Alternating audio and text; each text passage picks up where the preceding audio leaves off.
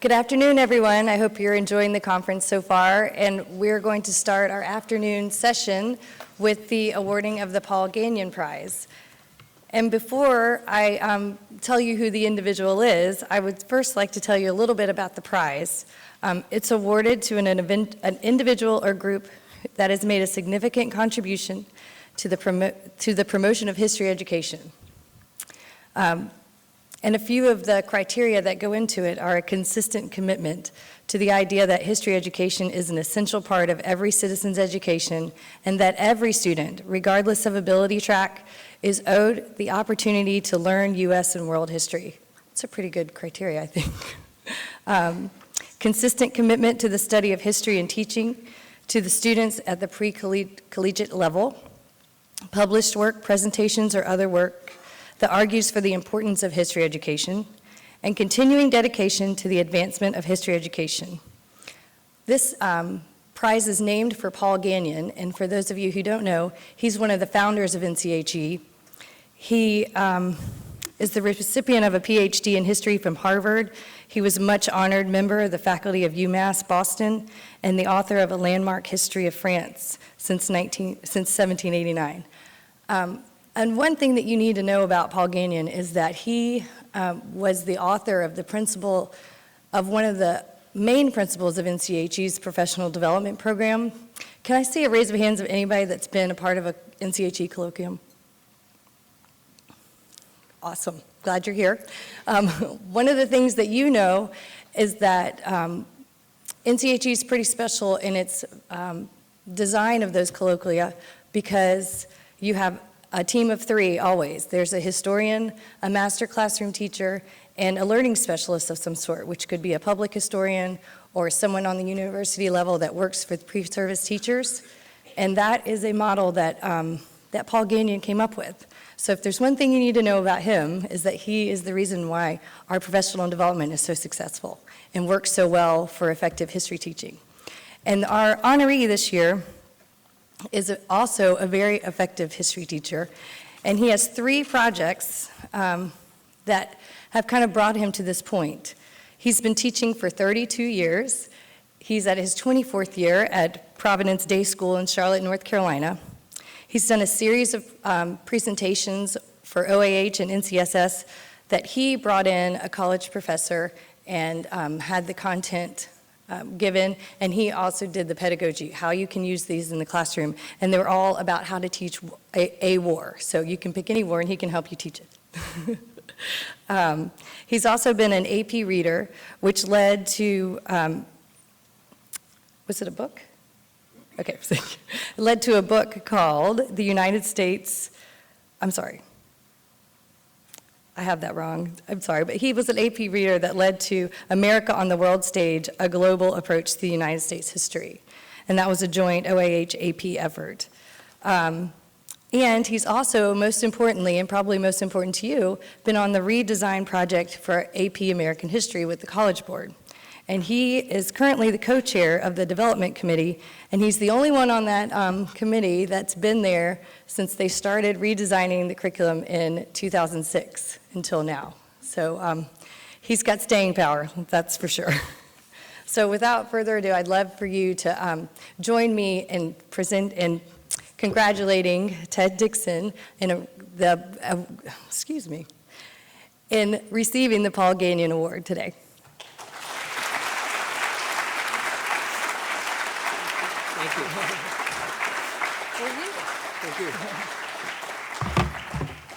Thank you, and thanks, Beth. I know that normally there are not comments here, but I thought it appropriate to read a couple quotes from Paul Gagnon related to what I've been involved with the AP program.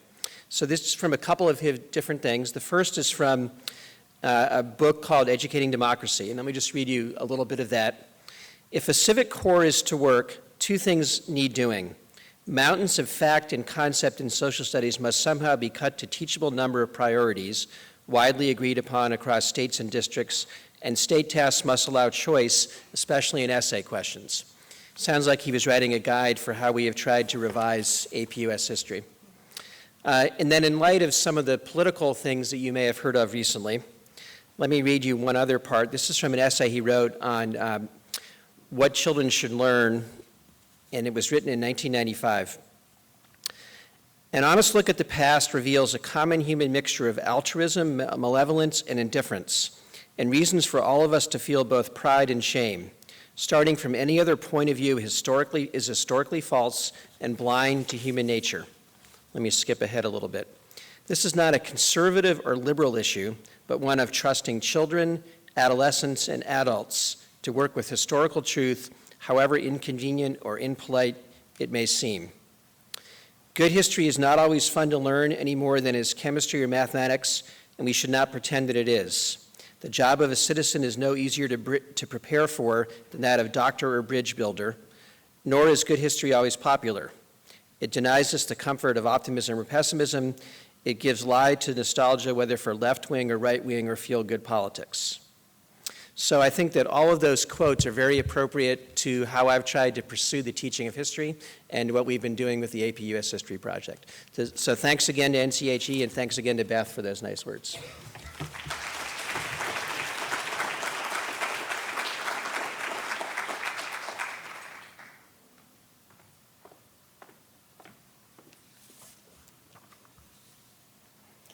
Good afternoon. My name is Sarah Drake Brown, and I welcome you to this afternoon keynote session. In early national America, honor, democracy, and republicanism joined to form a distinctive political culture governed by a grammar of political combat, a shared understanding of the weapons at one's disposal, their power, use, and impact. This grammar was no defined rule book, no concrete tactical guide. It was a body of assumptions, too familiar to record and thus almost invisible to modern eyes. National politicians had a remarkably precise understanding of this code, sifting through a defined spectrum of weapons in response to a corresponding spectrum of attacks. So writes Joanne Freeman in her acclaimed book, Affairs of Honor, National Politics in the New Republic. A self-described archive rat, Joanne Freeman enjoys historical research that demands a sense of adventure. As part of her early work on Hamilton, she paid a stamp tax in order to obtain a legal record, and she shot a black powder dueling pistol when revising a chapter in Affairs of Honor. She has uncovered a small bit of New York Republican George Clinton's hair and a packet labeled grass containing, wait for it, grass from the 18th century. Freeman notes that research that engages individuals in sights, smells, and sounds of the past can serve as a powerful source of scholarly inspiration. As a scholar, Dr. Freeman has truly been inspired. According to a reviewer, a slew of popular historians have gone on tour in recent years with their speculative psychodramas about the American founders. Joanne B. Freeman puts them all to shame. In her probing book, there are no heroes, no villains, only politicians. The hard-hitting, fast-paced, comprehensively researched Affairs of Honor is one of the most intelligent and innovative studies in early American political culture to have appeared in recent years. In addition to publishing Affairs of Honor in 2002, which won the Best Book Award from the Society of Historians of the Early Republic, Dr. Freeman edited the 2001 volume, Alexander Hamilton Writings. Her current project, The Field of Blood, Congressional Violence in Antebellum America, focuses on congressmen behaving badly in the first half of the 19th century, emphasizing emotion expressed through physical violence, the pulling of Bowie knives and pistols in Congress. An impeccable scholar, Freeman has made significant contributions to public history and has led workshops, lectures, and symposia with high school teachers and students across the nation. A native of Queens, she holds the PhD from the University of Virginia and is Professor of History and American Studies at Yale, where she teaches graduate and undergraduate courses on politics and American culture in the early national period. Today, Dr. Freeman will focus on Inventing the Presidency, the Trials and Tribulations of George Washington. Please join me in welcoming Dr. Joanne Freeman.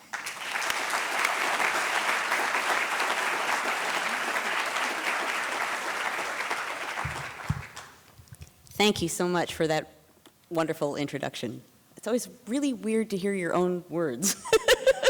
It's like, I'm honored to be here. I'm really pleased to be here. And as advertised, I'm going to be talking about the invention of the presidency of the United States and what that entails, which is partly the trials and tribulations of George Washington. Now, I'm sure it's no surprise to hear that as the nation's first president, Washington had his work cut out for him.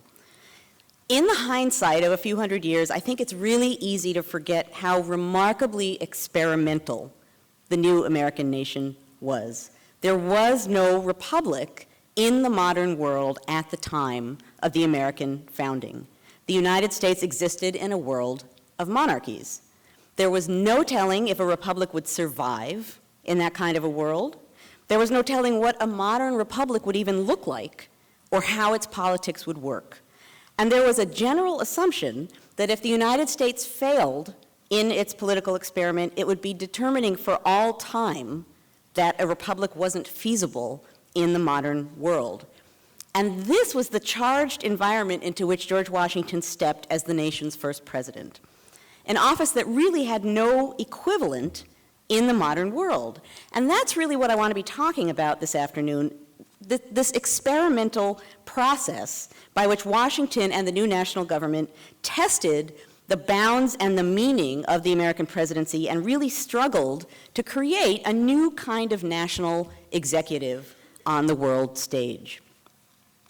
Now, if you think about it, our Constitution is remarkably brief, given everything that it's supposed to accomplish. And in many ways, it really is little more than an outline of a government, with a lot of the reality of the workings of the government left to be fleshed out by the people holding office, and particularly by the first national office holders. Particularly during the national government's first years, a whole host of precedents, from the major to the seemingly trivial and kind of goofy, were constantly being worked out while the new government was already in motion. And national office holders knew this. And this is one of the things, I think, the really distinctive things about this early generation of political leaders. It's that they actually were entirely aware of the significance of their acts. They knew that they were conducting an experiment in government. They knew that the stakes were really high. And they knew that their decisions, sometimes even the most seemingly trivial decisions, could set precedents that could profoundly shape the national government and thereby the nation as a whole. And this kind of real self-consciousness was particularly true concerning the presidency. The United States had only recently thrown off the British monarchy, and during the unfolding of the Revolution, Americans had come to view King George III as a tyrant. They were considering monarchies generally as corrupt, very much a sort of old world thing. So distrustful were newly independent Americans of tyrannical executive power that their first attempts at creating new American governments were markedly anti-executive. So in the new state constitutions created after independence was declared, state governors were generally stripped of power, and the Articles of Confederation, the new nation's national government until the Constitution took effect, pretty much followed a similar pattern. They vested national political power in a national Congress, but gave that Congress very little power to enforce anything, and there was no national executive at all. And this was a logical first attempt at a national government on the part of a people who were reacting against a supposedly tyrannical monarchy, but the decade of the 1780s proved that there were some fundamental problems with this kind of decentralized, disempowered government, particularly when dealing with 13 independent states that were often a lot more concerned with local matters than with national ones. And of course, the Constitution that we now know and love was a second attempt to get things right. Not only did it create a more powerful national government, but it created a national executive with distinct powers that made a lot of people extremely nervous. So this is the environment that George Washington stepped into as the nation's first president. And as you can even hear here, it was an amazingly difficult position to be in, and Washington, of course, knew this quite well himself. As he wrote to his friend and future Secretary of War Henry Knox as he was preparing to take the presidency, this is a quote from him, "In confidence, I can assure you that my movements to the chair of government will be accompanied by feelings not unlike those of a culprit who is going to the place of his execution." This is not what you want to hear your new president saying. I'm about to be executed. "So unwilling am I, in the evening of a life nearly consumed in public cares, to quit a peaceful abode for an ocean of difficulties without that competency of political skill, abilities, and inclination which is necessary to manage the helm." Despite Washington's qualms, in a lot of ways, there actually was no doubt that he and he alone would step into this new position. Washington really did hold a unique position in the nation's leadership. Not only had he led the Continental Army to victory against the British, but perhaps even more significant, he had done something really remarkable at the war's end. He had surrendered his position and gone back to Mount Vernon to resume private life. And that was a really remarkable thing to do. This was an age when victorious military leaders were virtually expected to seize governments. And Washington did just the opposite. And even at the time, King George III recognized this. And supposedly when he was told what Washington had done, he remarked, quote, "If he does that, he will be the greatest man in the world." So it was a really powerful thing to surrender power. And by doing that, he basically ensured that he would be the person most trusted with power of his generation. His resignation made him the single most trusted man in the United States, the one man who would have been trusted with executive power of the sort that seemed to be bound up with the presidency. And I always pause when I make that statement because I spend a lot of time telling my students not to make it, right? As a historian, you have to think 3 or 4 or 5 times before you say the first, the only, unique, never again. Inevitably, that's wrong. So you really have to think about saying that. So when I hesitate when I say Washington really was the only person who would have been trusted with that job at that time, but I actually think that that is true. And luckily, to support me, I can offer you a quote from Alexander Hamilton from a document that really it is not very well known. I think it's really fascinating. It's a little memoranda. He wrote it to himself right after the Constitutional Convention. And I'm always sort of surprised that people don't make more use of it because it's so revealing precisely because it isn't written for the public. It was just a little note to himself.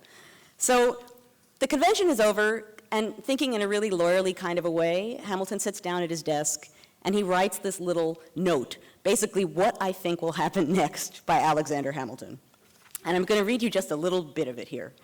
And one of the things that this does, as you'll hear, is, particularly I think when you're teaching the founding, it is so hard to capture contingency, right? That things didn't have to turn out this way, the Constitution is not going to necessarily work, all of the things we take hyper for granted.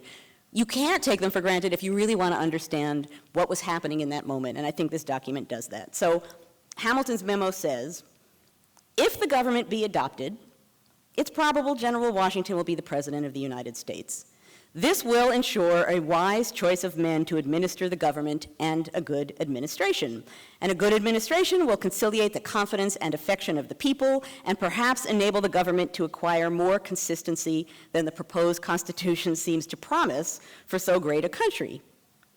If this should not be the case, in the course of a few years, it's probable that the contests about the boundaries of power between the particular governments, meaning the state governments, and the general government, meaning the national government, will produce a dissolution of the Union. And here's the real kicker in this little memo. He's literally just stepped away from the Constitutional Convention, talking about disunion and the end of the nation, and Hamilton writes, quote, "This seems to be the most likely result." It's like, well, it was a good try, but I foresee failure by Alexander Hamilton. So he's basically predicting if Washington is president, it might perhaps have a chance. If not, it definitely won't. But even if he's elected president, I'm really not sure this whole experiment is going to succeed. So it does give you the starting point of a sense of really what Washington faced as to not only what he faced stepping into the office, but what people were looking to him to do. Now, given what I've just said, Washington had to have been a remarkably skilled politician to undertake this task and emerge successfully and relatively unscathed, and indeed he was. But Americans don't tend to think of Washington as a politician. I think more often than not, they think of him as a big block of marble sitting at the head of the government, sort of the ultimate figurehead, not really doing much, not really thinking much, certainly not feeling much as a real human being. But in fact, as president, Washington was sometimes a really savvy political player, and he certainly had a whole host of feelings and reactions as a very real person in an extremely difficult situation. He didn't always know how to handle things. He sometimes made mistakes. He could be awkward at times. He was definitely embarrassed at times. He was nervous a lot of the time. For example, just listen to this account of his first address to Congress just after taking the oath of office in 1789. And this is as witnessed by Pennsylvania Senator William Maclay, who I'm going to come back to and talk about in a moment. But Maclay watches Washington give this address, and then in his diary, he records what he sees and what he thinks. So this is Maclay. This great man was agitated and embarrassed more than ever he was by the leveled cannon or pointed musket. He trembled and several times could scarce make out to read, though it must be supposed he'd often read it before. You can see Maclay going like, why isn't he being very good right now? Like, surely he read his own speech before. When he came to the words, all the world, he made a flourish with his right hand, which left rather an ungainly impression.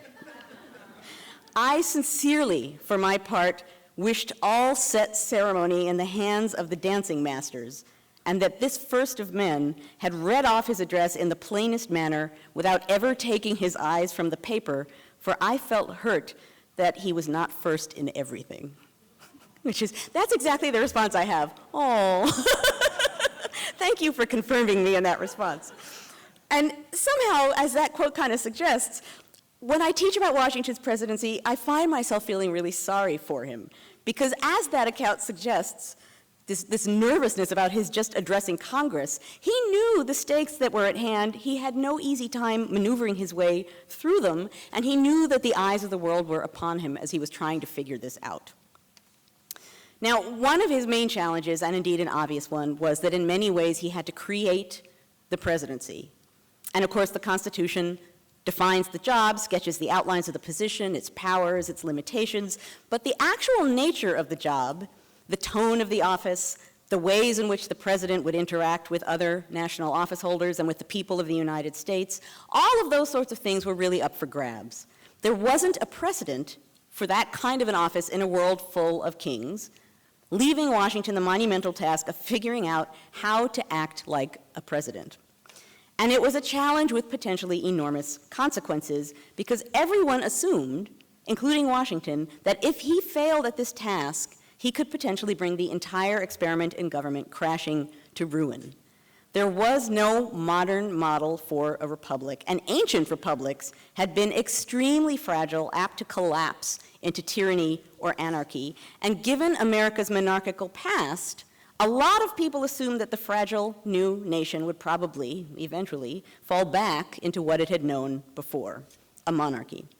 And of course, this backsliding would start with the president and the slow conversion of the national executive into something that was going to become increasingly monarchical. Just look at the mindset of one of the senators in the first Congress, and this brings us back to Pennsylvania Senator William Maclay, who I mentioned just a moment ago.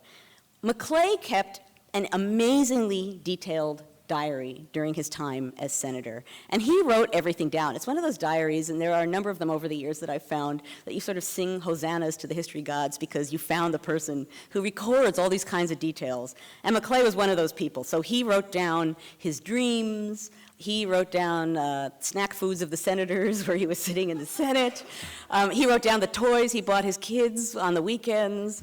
He wrote down on one occasion he heard someone whisper in the room, "John Adams needs his wig dressed." You know, like everything goes in his diary. And so he tells a story in his diary, which I want to relate to you, but before I do, I have to mention that Maclay was in awe of Washington. He doesn't even really call him President Washington in his diary. He just refers to him as the first man. So just the first man entered the room. And whenever he's in Washington's presence, and you can see this throughout the entire diary, he doesn't know what he's doing, right? And we can all empathize with this too, right? He acts funny, he says stupid things, his bow looks goofy. Whenever he's around Washington, he always walks away going, what was I thinking? I looked so stupid again. So he tells this story about going to a dinner party and entering the room, and to his sort of joy and shock and horror all at the same time, Washington is standing at the door when he enters the party. And as he explains in his diary, he makes a bow, and as he later says, it was a clumsy bow, it was a clumsy bow, I looked like a goof. But he makes this awkward bow, he doesn't know what to do around Washington, he sees an empty seat across the room next to some New Englanders, he decides, I'm making a beeline for the empty seat to get away from like the fear of George. He takes a few steps, and he sees out of the corner of his eye, Washington say, Senator Maclay, sit next to me here. So he pauses. And as he explains in his diary, he thinks to himself, what would the patriotic, good Republican, small r, Republican politician do in this situation? Because if I turn around and accept that offer, I'm going to seem to be kowtowing to Washington. And if I seem to kowtow to him, maybe he's going to really start believing he should be kowtowed too. And if he does, he'll begin to behave sort of in a monarchical manner, and if he does that, then people will begin to be treating him like a monarch, and then the entire republic will crash. And he does not take the seat. He keeps walking because he's going to protect the republic by not treating Washington like a monarch. That really tells you something about the mindset at that moment. Now, I should add at this moment that later on in the evening, he actually does get to sit near Washington, and I think Washington pours him a glass of wine, and Maclay is very happy. So it has a happy ending.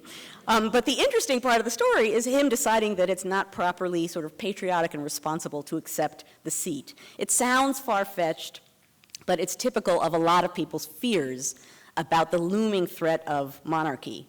And Washington, of course, knew about these kinds of fears and suspicion, and in fact, he was hyper aware of the symbolic importance of everything that he did. He knew that he needed to behave, to dress, to act, to live like a Republican leader and not like a king.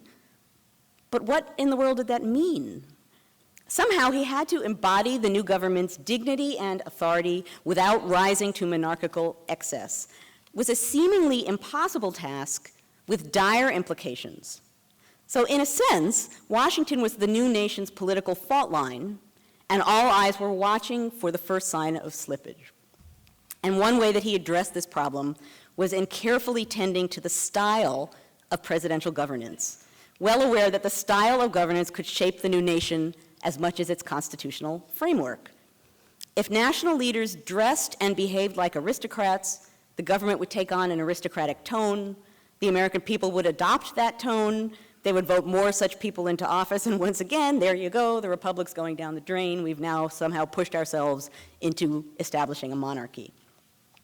Again, this sounds really extreme, but when you look back at these early years in hindsight, I really do think it's easy to forget how experimental everything that they were doing at this period was. People truly did believe that one wrong decision, one bad policy, could bring the entire enterprise crashing into ruin, at which point probably the new nation would be swallowed up by England or France. And Maclay's decision not to take that seat is a great example of that kind of an assumption. And Maclay wasn't alone in that kind of anxiety. And there are fascinating letters. When you just read generally letters from people in this period, you'll find sentences like, if this government lasts another 5 years, here's what I think we should do. Which again is not our mindset about the founding, but it really does represent the feeling at the moment. So there was good reason to worry about whether Washington specifically or the new national government generally was too aristocratic. But it was one thing to assert that this new government shouldn't be too aristocratic or monarchical, and quite another to define precisely what monarchical or aristocratic actually meant. People could generally agree that American political leaders should be more egalitarian, more public-minded, more simple and straightforward than their European equivalents. They were supposed to be a natural elite of the talented and worthy who lived modestly and dressed practically and behaved in a spirit of compromise. But although people could agree about generalities of that sort, simplicity and virtue and public-mindedness had no precise meaning. They really were meaningful only in comparison with European luxury and corruption, but they had no specific meaning in and of themselves. How was a Republican political leader supposed to dress? How much finery was too much? Should a Republican politician own a carriage? And if so, how many horses seemed excessive? And these kinds of questions might sound trivial or even ridiculous to us, but they were very real to national politicians who were self-consciously creating a style of governance and hoping to shape a new national character. Questions important enough to provoke the criticism and comments of people throughout the nation. So, for example, Vice President John Adams attracted criticism for supposedly using a carriage and gasp 6 horses. And a Virginian actually wrote a letter to Washington commenting on this and questioning Adams' credentials. If he had 6 horses, surely he was a secret monarchist. The horses were the giveaway, that he had monarchical sentiments. And Washington responded by defending Adams and saying, actually, he had 4 horses. He's a Republican. So I love the idea that, like, 4, good. 6 monarchical, 4 Republican, dividing line. I don't know what 5 is. What does that make 5? I don't know. Adams, who is always sort of wonderfully sarcastic about such things, defended himself by saying, quote, "I walk a league in the streets every day, which is more than any other member of Congress ever did, so that in this respect, I am undoubtedly the man of the most merit anywhere to be found." And you can always count on an Adams, any Adams, to just sort of burst all bubbles of pretension, and there's like John doing his thing. So, for good reason, Washington worried about things like his carriage, his clothing, the style of his dinner table, and he knew that other people were watching those sorts of things as well. As he himself put it, he aimed for, quote, "simplicity of dress and everything which can tend to support propriety of character without partaking of the follies of luxury and ostentation." Just look at how carefully he dressed upon assuming office. For his inauguration, he chose what he clearly assumed to be a wonderfully crafty ensemble of Republican balance. So he wore a suit made of plain American homespun. It was nicely made homespun, but still good old American made cloth, and actually I think it's made in Connecticut, I can say, as a Connecticut person. So there's obvious symbolism there, but he had gilt buttons on his suit and diamond buckles on his shoes. So homespun and diamonds, and clearly in Washington's mind, not monarchical, but grander than an average citizen. Because after all, he did have to hold his own on the international stage alongside old world monarchs.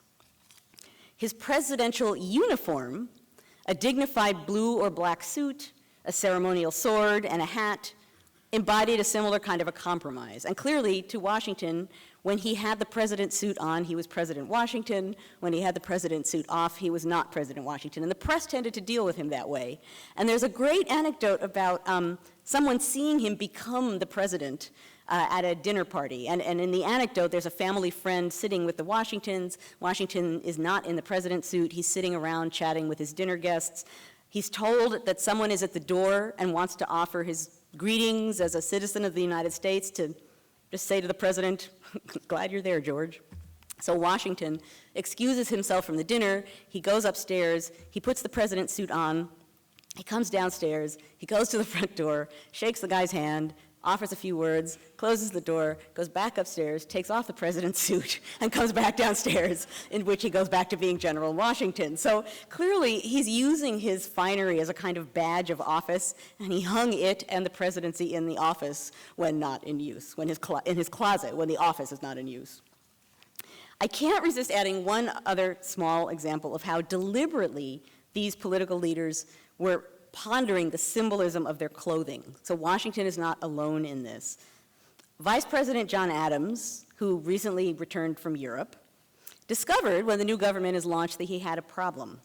His clothing, most of it French from his years overseas, was rather grand, very lacy, but as he put it, his government salary would, quote, "not admit of my purchasing new clothes more cheap and plain." So Washington dressed like an aristocrat because he couldn't afford to dress like a Republican, because he couldn't afford to buy new clothing, which I think is an amazing example of how deliberate these people are sort of putting on a costume to portray the right kind of leader, and poor Adams can't afford to look plain enough. But it wasn't just Washington's clothing that had symbolic political importance. Even his mere presence, the way that he interacted with people, was a strong political statement. So, for example, look at the way that he used his physical presence to demonstrate the non-monarchical nature of the presidency. This also comes from wonderful Maclay. Shortly after arriving in New York City to assume office, he decided that he would visit personally every congressman to demonstrate respect for the people's branch of government, right? He would go to each representative and basically say, I respect you, I respect you, I respect you too. And that's literally what he does. As Maclay describes it, he rode up to every boarding house on his horse, he got off the horse, he made 2 quick bows, got back on the horse, and rode away.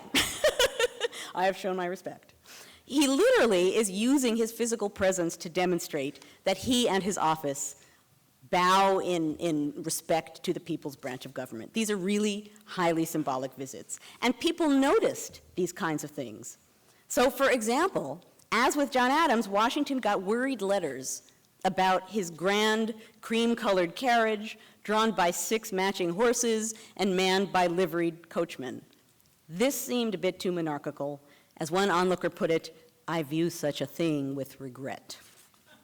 Well, Washington very carefully balanced this out. Every day, at about 2 o'clock in the afternoon, he took a very public-minded walk around the block, looked up at a clock on a steeple, set his watch, and walked back to his office. And the message, I'm not a king, I'm walking in the street just like everybody else. See, mud on my shoes, I'm not a king, just like you. And if that seems sort of obscure or that I'm inventing the message, the fact of the matter is he got fan mail for the walks. You're like, excellent, George, you look like just one of us, excellent, do it again. So he's very deliberately acting the part of not a king. Now, unfortunately for Washington, this kind of hyper self-consciousness was, as you can well imagine, exhausting. Whenever he was in public, he was always on display, a living symbol of the new republic whose every word and gesture had deep meaning. And every once in a while, the mask slipped. So, for example, on Thursdays, he usually had public dinners with members of the government, showing everyone that he was accessible, one among many, here I am with other people in government, but he really didn't enjoy that kind of socializing. And so there are a couple different accounts of those public dinners that describe Washington at the head of the table, staring into space, banging his knife on the edge of the table, like, okay, he really was not having a fun time in those sort of ceremonial occasions, but he was there.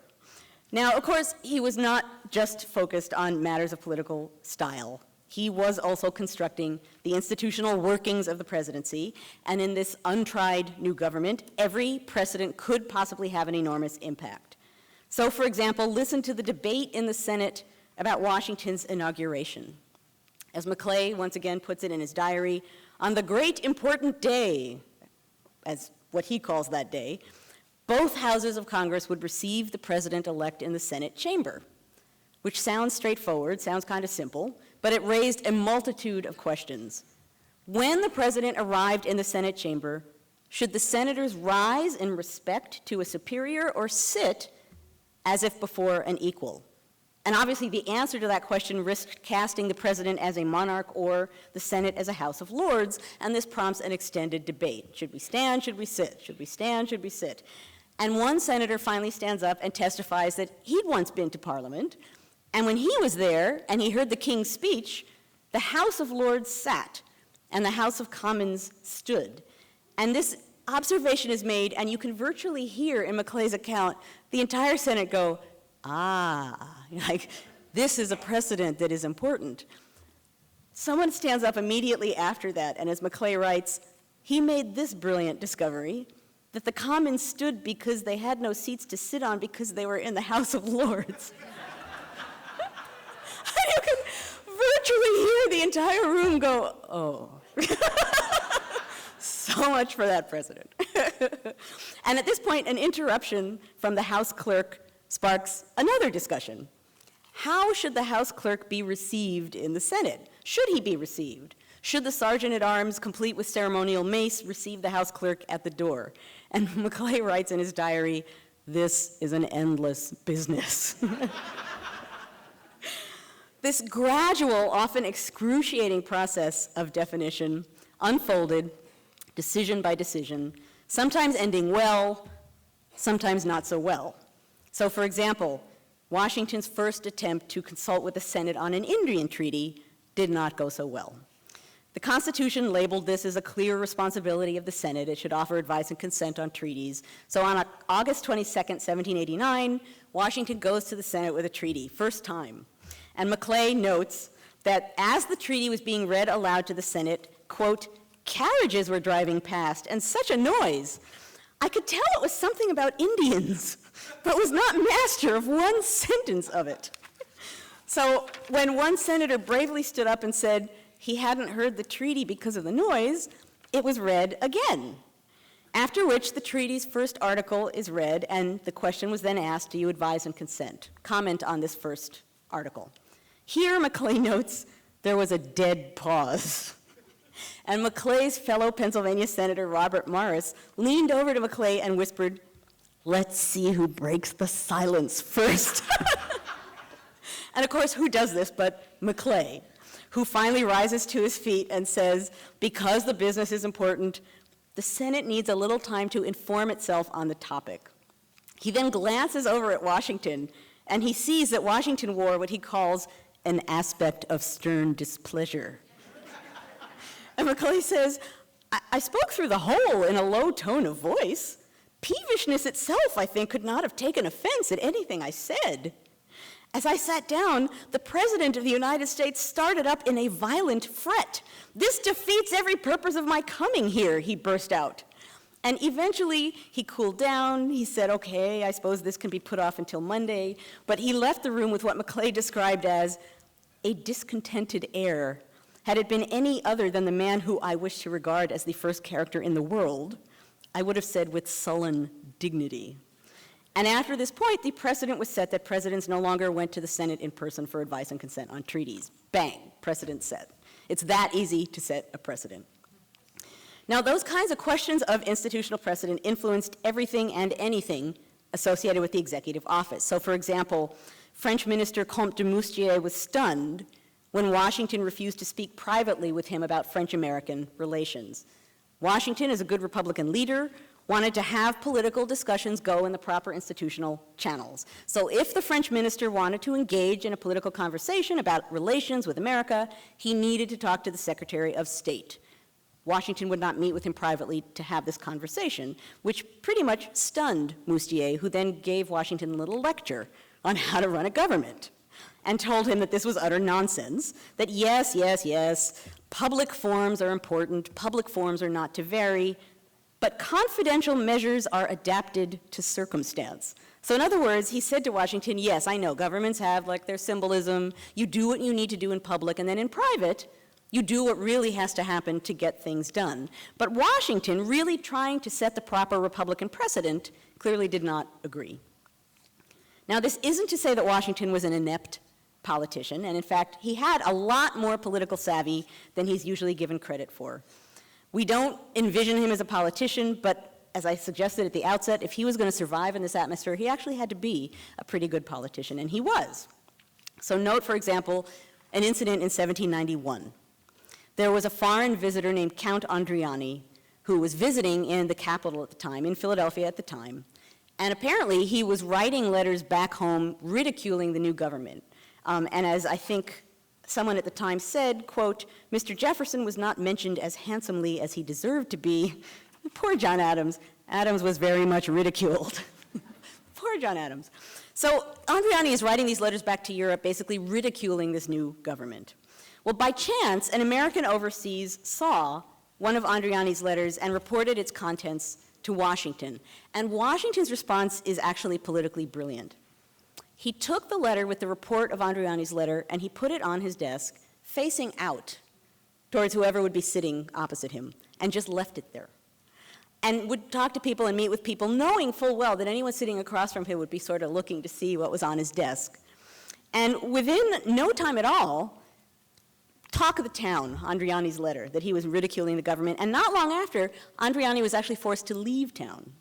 It's a brilliant sort of political move. He accomplished just what he wanted to do. He said nothing. He offered no word of condemnation of Andriani, but he did precisely what he wanted to do. He was also skilled at securing support in Congress, and he often would send members of his administrative staff to chat with congressmen in his name, particularly when an important bill was under debate. So, for example, when the location of the national capital was under debate, and of course we know he had rather strong feelings about where the capital should be, 2 of his secretaries were positioned in front of Congress Hall, as he put it, to chat with members about the pending vote. As Maclay put it, these 2 secretaries standing in front of Congress Hall formed, and this is actually a bad 18th century pun, they formed a standing committee. Now see, even 18th century puns make you make that noise. Me too. Oh, thank you, Maclay.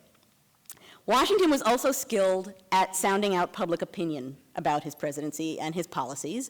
If you think about it, we have a lot of modern contrivances, like public opinion polls, to figure out what the public thinks about things, but public opinion is a nebulous thing. So to figure out what the public thought, politicians and their friends in this period had to resort to rather indirect methods. They sat in taverns and listened to what they heard people say. They asked their friends to report what they overheard on the street, and Washington did the same thing. And on a few different occasions, he sent members of his staff out into the countryside to determine public opinion, as he did in 1792 when he asked his secretary Tobias Lear to find out if the public wanted him for a second term. And as Jefferson reported it, Washington asked Lear, quote, to find out from conversations without appearing to make the inquiry whether any other person would be desired by anybody for the presidency. And of course, shortly thereafter, Lear reported to the president that it was the universal desire that he should continue, which in a sense was what Washington wanted to hear. But on occasion, public opinion turned against him, as it did in 1793, when he insisted on maintaining neutrality with France, America's heroic supporter from Revolutionary War days, rather than getting yoked into France's ongoing hostilities with Great Britain. And Washington caught wind of public opinion on this subject when his Secretary of War, Henry Knox, brought a cartoon to a cabinet meeting that was being hawked on the street, criticizing Washington's policy towards France. And Washington did not respond well to this criticism, to say the least. And this particular incident makes me so happy because Jefferson recorded Washington's response when he heard that there was this cartoon being sold on the street. And as a matter of fact, Henry Knox, who was a little bit goofy, he shows up to the cabinet meeting and basically says, "Look at this cartoon I just bought on the street making fun of you." Not a good thing to do to George Washington. So Jefferson records what happened. So these are Jefferson's words. Knox, in a foolish, incoherent sort of speech, introduced the cartoon lately printed called The Funeral of George Washington, where the president was placed on a guillotine. The president was much inflamed, got into one of those passions when he cannot command himself, ran on much on the personal abuse which had been bestowed on him, defied any man on earth to produce one single act of his since he had been in the government which was not done on the purest motives, that he had never repented once, having slipped the moment of resigning his office, and that was every single moment since he took it. That by God, he'd rather be in his grave than be in the present situation, that he'd rather be on his farm than emperor of the world, and yet they were charging him with wanting to be a king. And Jefferson writes, he ended in this high tone, and this is my favorite part of this little memorandum. Jefferson writes, "There was a pause, some difficulty resuming our conversation." But you can just hear Washington has like this fit, and everyone in the cabinet meeting is like, oh. I don't even know if they ever resumed the conversation. Now, I love the story partly because it is one of very few eyewitness accounts that we have that shows Washington openly losing his temper, but on a more serious level, it also shows a man grappling with the more democratic aspects of the nation's new government. Public criticism in the press was something relatively new to Washington, and clearly he did not enjoy that experience. This was not one of Washington's better moments. More often, he was skilled in dealing with his cabinet. When you look at how he handled his staff of generals during the Revolution, you see that he dealt with his cabinet pretty much in the same way. And in both cases, he met with his staff as a group, he solicited every person's opinion, regardless of whether they agreed or disagreed, he considered his various options, and he made a decision. This is not the way that every early president chose to operate. John Adams generally stayed true to the patterns that Washington set, because often John Adams was afraid not to stay true to the example. He didn't want to suggest he was any better than Washington, and so poor John Adams kept feeling that he needed to just keep doing whatever Washington did. But as president, Thomas Jefferson was so uncomfortable with conflict and controversy that he preferred to meet individually with each cabinet member, get them all into agreement one by one, and then assemble his cabinet, at which point they magically all agreed. Like the ideal Jeffersonian cabinet meeting. Now, interestingly, in later years, at least one president was extremely curious about how Washington dealt with his cabinet. And this is one of those quirky twists of fate that I've always thought is fascinating. Alexander Hamilton's son, James, was Andrew Jackson's acting Secretary of State. Hamilton and Andrew Jackson just are not two people I put on the same page. But James Hamilton was the acting Secretary of State for Andrew Jackson, and he later told a friend that at one point, Jackson asked how Washington dealt with his cabinet. And James Hamilton explained to Andrew Jackson as much as he knew, after which Jackson concluded, quote, "I have accustomed myself to receive with respect the opinions of others, but I always take the responsibility of deciding for myself and acting upon my own convictions." So clearly to Jackson, Washington's sort of consulting method of holding cabinet meetings was a bit too indirect. And indeed, Washington took disagreement in his cabinet seriously because it mattered and it gave him different views, and he actually seriously considered them.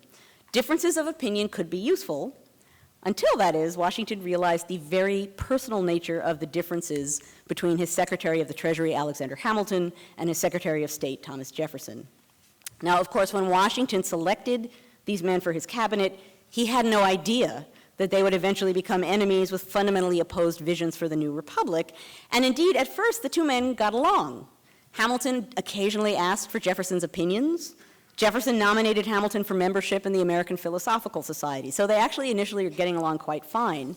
It wasn't until Hamilton's economic policies began to take shape in late 1791 and 1792 that each man took a closer look at the other and began to wonder about what he saw. And here is one area in which Washington created a little bit of his own trouble. Eager to convince both Jefferson and Hamilton to accept their offices, he was a bit too expansive in his descriptions of their jobs. So in essence, he led both men to assume that his position was the most important one in the cabinet. So Hamilton became Secretary of the Treasury convinced that he was a kind of prime minister. John Adams tells stories about Hamilton having a little bit too much to drink at dinner, and as Adams puts it, vaporing about my administration. So Hamilton comes in with that kind of a point of view. Jefferson boasted to Madison that he had been put in charge of the entire domestic affairs of the new United States. Obviously, this was bound to cause some conflict in the future, so in this sense, Washington was not his own best friend. Things were not made any better by their obvious differences in personality, which became increasingly apparent as their conflicting worldviews came to the fore. So obviously Hamilton is aggressive, he's confrontational, he's openly ambitious. Jefferson was indirect, somewhat retiring, more likely to work behind the scenes. So Hamilton saw Jefferson as being sneaky and hypocritical, someone who had wild ambition but was very good at masking it. And Jefferson saw Hamilton as a wildly ambitious attack dog who would hammer his way into getting whatever he wanted. And these differences were really apparent during cabinet meetings. Jefferson repeatedly complained in private memos about what he called Hamilton's 45-minute jury speeches, which you could just tell. Hamilton says, I have 15 points to make about this issue, and then just marched through number 1 to 15 with Jefferson sort of chomping at the bit. And Hamilton liked to hear himself speak. I'm sure that that's true. Hamilton, as he noted in a letter to Washington, couldn't bear the fact that whenever something didn't go Hamilton's way in a cabinet meeting, he could see Jefferson smirking at him across the table. Which I really begin to feel sorry for George Washington just thinking about these meetings. Now take these differences Add in all of the period's prevailing anxieties about the imminent collapse of the national government, and you have yet another reason to feel sorry for Washington, because somehow he had to rein in these two men and enable them to work towards some kind of a common good. In 1792, when he seems to have first realized the depth of the two men's real hatred for each other, he wrote almost identical letters to both of them, pleading with them to try to get along or else risk the destruction of the government, and telling each man indirectly but very clearly that he wasn't just scolding him, he was scolding the other man too, so that no one would feel he was being personally or individually blamed for all of the trouble. As these letters suggest, during his presidency, Washington really tried to remain above party, though he did clearly want to give Hamilton's policies a chance to succeed or fail. And he was sometimes really clever at yoking the two men together, often against their will. So, for example, on one occasion, when Hamilton favored a measure and Jefferson opposed it, Washington had Jefferson draft the language for the policy, and Hamilton signed his name to it, basically forcing them to cooperate despite themselves. Now, ultimately, Jefferson retired from office in 1793, Hamilton retired in 1795, leaving Washington at the head of government, tired, cranky, and eager to step down. And when he did announce his retirement towards the end of his second term, he set one last presidential precedent, which was the precedent of serving 2 terms. The Constitution obviously doesn't specify the number of times that a president can be reelected, but for a good many years, no one dared to presume in any way that he was so good as to serve more terms than the mighty Washington, so 2 terms was it. So clearly Washington deserves a good deal of credit for his skills as a president and a politician. As the precedent-setting first president, he faced a lot of unique challenges, and he pretty much rose to the task. He emphasized the ways in which the president was part of a larger system of checks and balances. He showed respect for Congress, the people's branch of government. He struggled to manage a middle road between monarchical splendor and democratic modesty, forging a new style of executive leadership that would be dignified enough to hold its own on the world stage and to earn national respect as well. And he struggled to rein in the first glimmerings of what would one day become America's 2-party system, struggling to remain a neutral umpire trying to secure the national good. In a lot of ways, it was this last precedent that would prove the most difficult for him to sustain. As the first decades of the 19th century would make clear, national political parties were here to stay, and down the road, presidents would rise to power as the head of a party rather than as the nation's unquestioned first man, as Maclay put it. In a sense, Washington was the first and last president to so unquestionably serve in that nonpartisan presidential role. Thank you very much.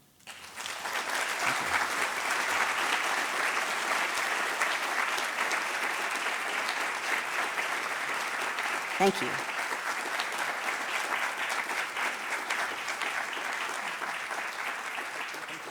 Thank you, thank you. Now, I'm happy to answer some questions if people have them. Carol. Oh, about my new book? Okay. Thank you, Carol. How nice of you. I'm and I didn't plant you in the audience to say that either. I'm in the process of finishing a book right now, which is actually about physical violence in the U.S. Congress between 1830 and the Civil War. And I've discovered roughly 125 physical fights in the House and in the Senate.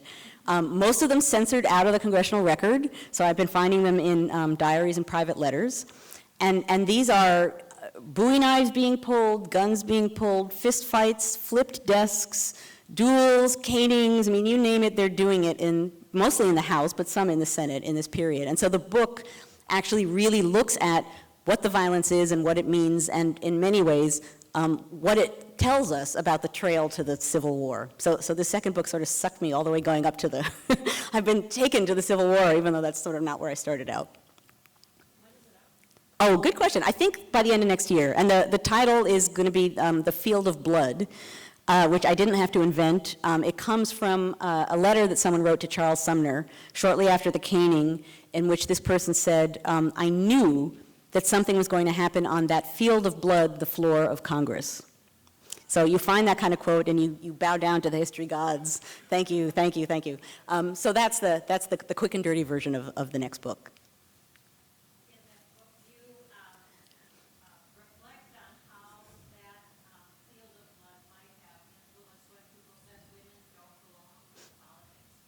Oh, that's a good question. So the question is, what does the fact that that exists, the field of blood, what does that do to the idea that women do or don't belong in politics? I mean, it's interesting because men have the idea in this period that somehow women need to be shielded, but the fact of the matter is women wanted to be there along with the men watching what was going on in Congress. Now, men and women alike, some of these fights occasionally seem likely to sort of literally sort of flip out of control, and there are a couple of occasions. There's a cartoon of one in which one senator pulled a gun on another senator and aimed it at him, and the cartoon shows the galleries of the Senate, men and women, like throwing umbrellas in the air and sort of like wildly running out of the room.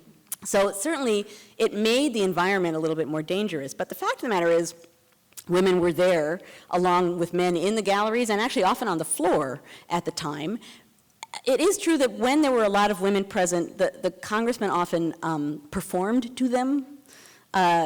Sometimes, as a matter of fact, there are stories about congressmen giving most of a speech and then seeing a woman enter into the gallery who he wanted to impress and then starting again at the beginning of the speech so that he could impress her as much as he wanted to. So they're very aware that the women are there. And I do agree, Cokie Roberts mentioned this morning that women had political influence in this period, and they surely did. That said, past a certain point, I don't know if anyone could have sort of tempered what was going on in Congress, particularly in the 1850s, between the Southerners and the Northerners. And part of the story that the book tells is pretty much across time, it's the Southerners and Southern-born Westerners who are most aggressively violent. And initially, the word for them is bullies, right? Each party has bullies, so it's in that sense kind of fair bullying. But over time, when you get the Republican Party and Northern Party, it becomes more complicated because now you have sectional bullies. You have Southerners who are really enforcing what they want with violence, and Northerners who don't quite know how to respond to that violence. And part of the story that the book tells is the Republican Party rises to power as the party that's going to fight the slave power, and they mean that more literally than I think historians have realized before this point. They enter Congress saying, we are a different kind of Northerner, and we're going to fight you. And there's a lot of the fights, 1855 to 1860 or 61, are Northerners. Southerners provoke them, and then Northerners say, oh yeah? And there are these massive sort of brawls. And getting us back to the question about women, Northerners back home of all kinds are writing letters to their congressmen saying, fight, do it again, stand up for us. So it's an interesting period because a lot of patterns are being upset. And I think that or certainly for me, the assumption would be, well, the Southerners got angrier and angrier and more violent about the slavery question, and then we had a war. But in fact, it's the Northerners who become more aggressive and sort of upset the tradition of how things work.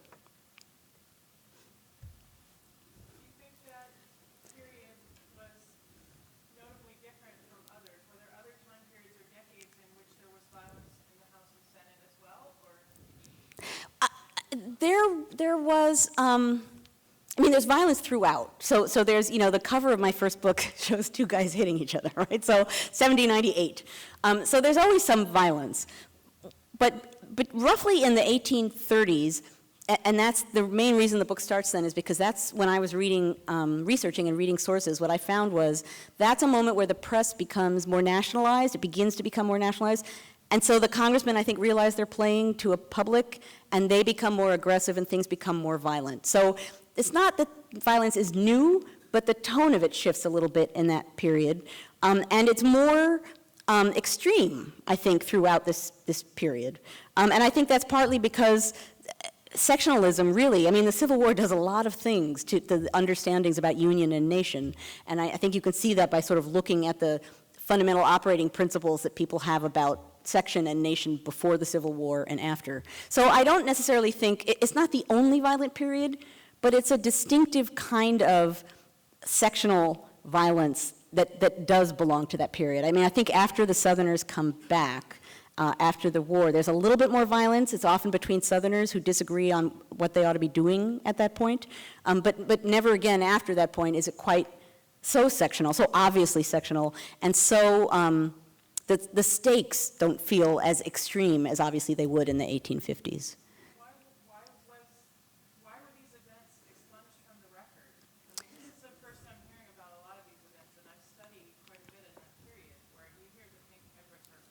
Right, Sumner is the one everybody says. But I had no idea this was going on, like 120 some. Why was it not in the record? Right, so the question is why aren't they in the record?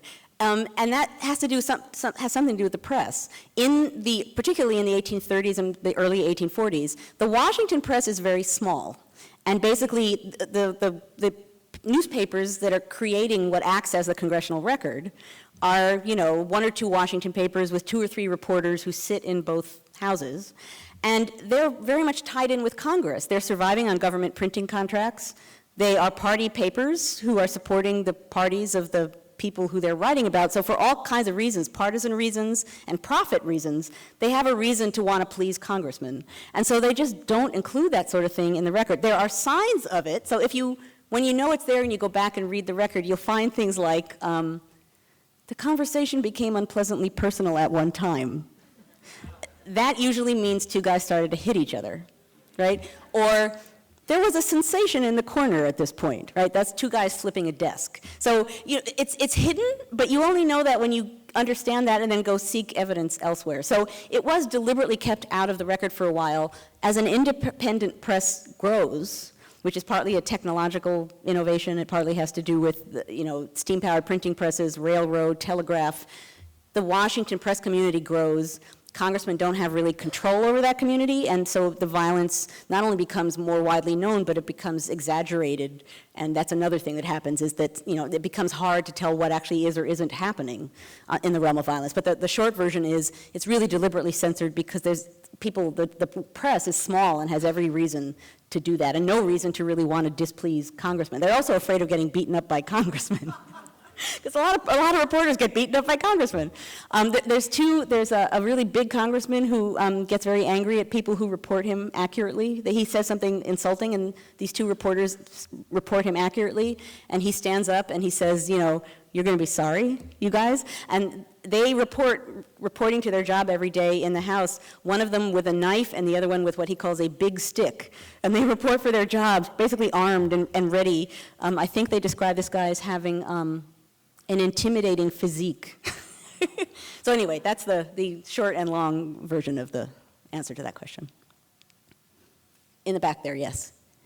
In discussing Republicans' level of comfort with Washington and their fear of monarchy, you didn't mention his lack of children, the absence of a son. How important do you think that was? That's an interesting question. So the question is, did Washington not having a son have something to do with the trust that people had in him? And I think yes, that certainly, given the climate that I was describing, in which people really are sincerely worried on a concrete level, it was a very comforting thing that there was not another Washington sort of standing by in the wings. So that would have been something that I think people thought about, for sure. The word republic, what does that mean? And what would it have meant, how would the triad you've mentioned here, Washington, Jefferson, and Hamilton, how would each of them look at that word? What does it mean? Oh, good question. So what did they mean by republic, and how might Washington, Jefferson, and Hamilton have understood that word? It's a good question because I think, and I talk about this sometimes with my students, we assume that America has always been a democracy in the sense that we understand that today. A republic is a representative government, but it's not necessarily a democracy in the sense that the founders would have understood it, meaning we all take part all the time. It's the representative component. It's the fact that it's a government grounded on sort of representation, grounded on public opinion to an extreme degree, but that's a fundamental part of a republic. Now that said, it is true that there were in many ways as many understandings of what the American Republic ought to be as there were people trying to understand that. So Jefferson and some of what people at the time would have called the particular friends of Mr. Jefferson, meaning other Republicans, would have been far more, and were far more comfortable with far more popular public participation on an ongoing basis than Hamilton and the particular friends of Mr. Hamilton might have been. So for example, Hamilton was not thrilled. Hamilton, actually my favorite example of this is Hamilton in the Jay Treaty crisis. the nation is upset by the Jay Treaty. There's a big protest across from Federal Hall in downtown New York. The Republicans particularly do not like the Jay Treaty. Hamilton thinks that the Jay Treaty is necessary, and he gets up in front of this crowd thinking he's going to convince the crowd that the Jay Treaty is good, and he can't seem to do that. The crowd is angry, they don't like the treaty, they're grumbling, they're loud, they won't listen to him, and he finally loses his temper and says, "You have no right to have an opinion on a treaty," to the crowd, right? Which would have been what he thought, right? Why do I care what you think? The constitutional process, it doesn't matter. This is a treaty. Well, that's what he thought. Now, of course, what happens is people throw rocks at his head for having said that. Jefferson and his friends would have thought that that was healthy, that the crowd is expressing that kind of opinion. So part of the difference that I think you're trying to get at here would have been people's different views of comfort or discomfort with the role of the public in this kind of representative popular government. Other questions? Is there one lurking? Oh, yes.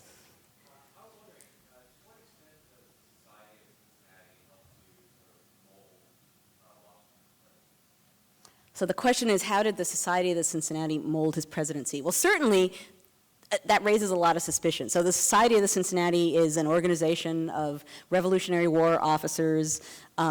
There is a hereditary component in it initially, which makes people very nervous because it seems as though it's the first step towards an aristocracy, towards a monarchy, fill in the blank of scary things that might come about because of that. And certainly that causes distrust and displeasure, and there are pamphlets published in which people are unhappy about it. And certainly that's something that Washington is aware of and that he has to sort of take a step back from.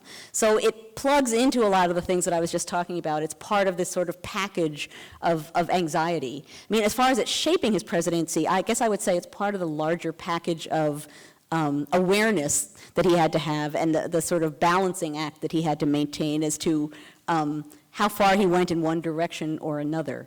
Now, other people, I mean, Hamilton and friends, other Federalists were far more comfortable with that. I mean, Hamilton was, ultimately the second president of the Society of Cincinnati.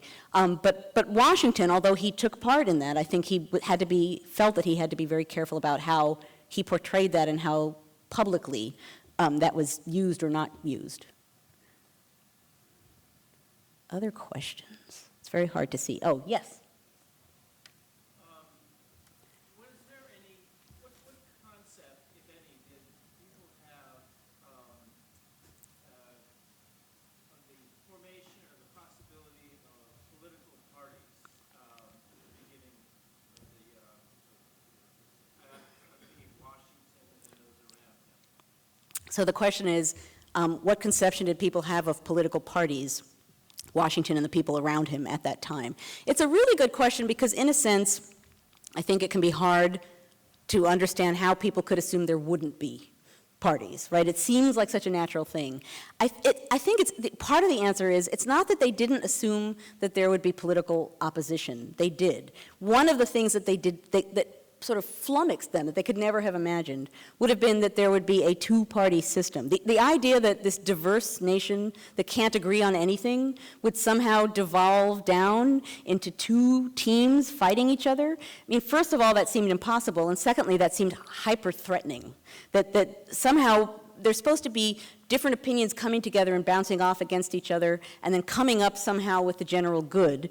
But if you have a team of people that are out for themselves in some way, that seems to defeat the principle that underlies the government. So in the mind of people at the time, things that look to us like a normal government, an organized party, would have been a sign of things being horribly wrong. And so part of what you see, particularly in the late 1790s, is people increasingly becoming alarmed at how things are developing, in response to that, sort of organizing to fight a good fight. And by doing that, they become to look surprisingly like parties and upset the other side, which does the same thing. And there's kind of a spiral of anxiety going on in the late 1790s in which people are acting party-like because they think they're in dire straits, but because they're acting party-like, they're making it seem more and more like they're in dire straits. So people assume generally, I mean, when Jefferson becomes president and famously says, we are all Federalists, we are all Republicans, part of what he's saying at that point is, and now we can put that aside.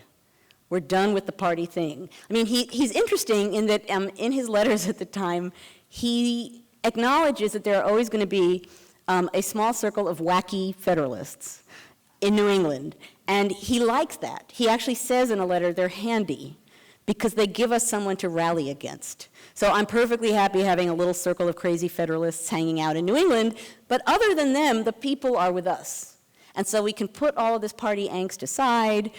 It was a sign that things were wrong, and now things will go back in the right track. So they assumed that there would be opposition. They just didn't assume it would be an organized opposition in that way, and certainly not that it would be permanent. And a great example of their assumption that was a sign that something was wrong is an exchange of letters I found a really long time ago between a Connecticut senator and John Marshall. And I thought when I found this first part of the letter that it was a joke, and then it wasn't. The letter from Senator Hillhouse says, you know, that presidential election of 1800, it almost destroyed us. And I think that's a real obvious sign that popular presidential contests are a bad thing, because they divide the country into party-like organizations. It's a team fight. You have one side and another side, all the things we don't think should happen. I think we need to fundamentally change how presidents are elected. And here's my suggestion. This is the part that I thought was a joke. I think we should have a hat with a lot of balls in it, all of which are white and one is black, and each senator should pull one out of the hat, and whoever gets that black ball is president. Right? So I read the letter and I'm like, ha, ha, ha, right, just what you just did, sure, huh? Well, then I find Marshall's response, and he basically says, interesting idea. Not bad.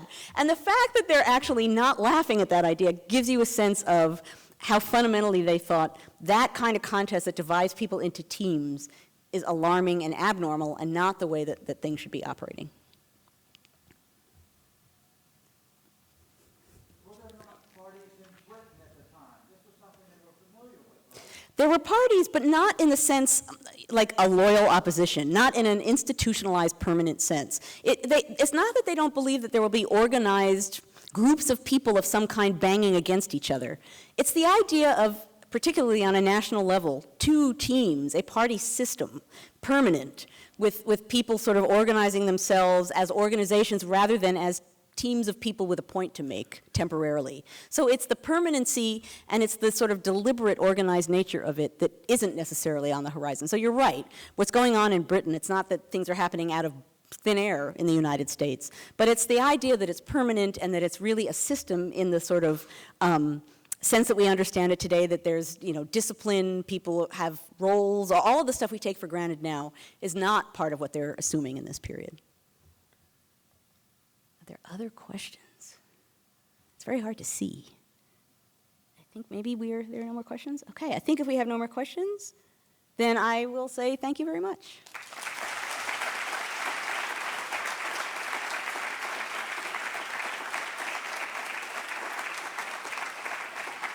Thank you so much. Really appreciate it.